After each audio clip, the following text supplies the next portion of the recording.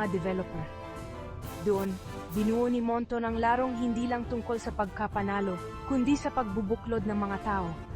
Guni-gunihin ang mga gabing puno ng pagko-code, mga araw ng pag-uusap tungkol sa disenyo ng mga karakter at ang walang katapusang pagsubok para masiguradong kakaiba ang bawat bayani at kapanapanabik ang bawat laban.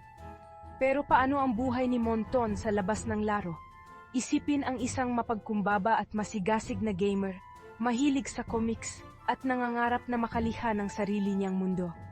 Ang Mobile Legends ay hindi lamang trabaho para sa kanya. Isa itong paraan para maisakatuparan ang kanyang mga pangarap.